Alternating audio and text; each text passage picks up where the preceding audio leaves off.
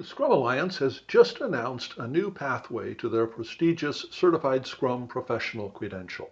This pathway is for developers and is not surprisingly called the Certified Scrum Professional-Developer, or CSP-D for short. Hi, I'm Bill Fairfield, a registered education provider with the Scrum Alliance, and I'm here to talk to you about what's in this new pathway and what's in it for you.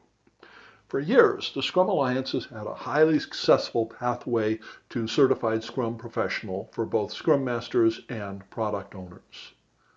The pathways are based on an introductory course that teaches you the rules of the road. After you have years of experience, a more in-depth class that covers advanced topics. And then finally, with the second year of experience, a class that does a deep dive into more advanced topics, leading to the Certified Scrum Professional designation. But for developers, our path has looked like this. We've had the Certified Scrum Developer credential, and then with 3 years experience, you can apply to become a Certified Scrum Professional. The CSD class itself was very different than the foundational level classes on the other 2 tracks.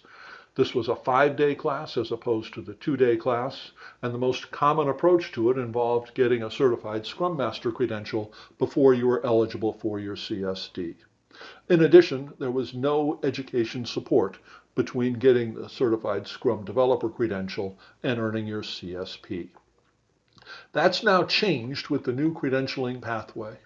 The new credentialing pathway is based on the pathways for the other 2 roles. It begins with a 2-day introductory course. After a years of experience as a developer or a member of a Scrum team, you can take the advanced course and earn the Advanced Certified Scrum Developer credential. And then after a second year of experience, you can take the CSP-D course and become a Certified Scrum Professional. So if you look at it, what's happened? Well, first, there's new learning objectives for the Certified Scrum Developer credential. The Certified Scrum Master credential is no longer required in order to earn your CSD. The pathway to becoming a CSP now mirrors the pathways for the other roles, and specifically that means that there's educational support along the way. In order for this educational support to exist, learning objectives for both the Advanced CSD and the CSP-D courses have been created.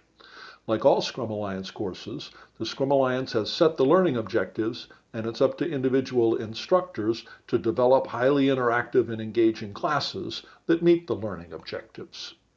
So now the key question, what's in it for you? Why should you get a CSD? Well, if you've been doing Scrum for a couple of years and have the feeling that things just aren't quite right, this is your opportunity to learn how Scrum is supposed to work and how it's guided by the principles and the values of Agile. This class will be from a developer's point of view, so you'll learn what it's like to work in a highly collaborative environment where cooperation isn't enough. We need collaboration, and what it's like to be part of a self-managing team. At the end of the class, you'll earn a credential from the most widely recognized Scrum organization in the world.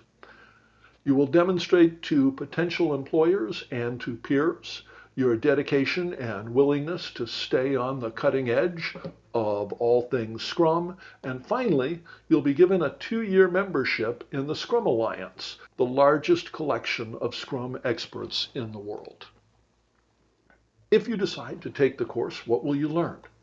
Well, as you probably expect, the very first thing you're going to learn is about Lean and Agile and Scrum, the values, principles, artifacts, roles, and events that make Scrum work. And then we'll move on to what it's like to be a member of a Scrum team, what it's like to work in a highly collaborative, highly dynamic team environment. We'll teach you Agile engineering practices and specifically architecture and design. What does an evolving architecture mean? How do you work with one? We'll talk about test-driven development, one of the core practices within Agile, refactoring, a way to maintain and improve the quality of the code that you're working on, and finally, integration continuously. What is continuous integration? Why do we do it? Why does it work? What problems does it solve? Questions? This slide has the answer to a few. If you have more questions or questions that aren't answered on this slide, please type them in the comments below, and I'll try and get to as many as I possibly can. Thank you very much for listening.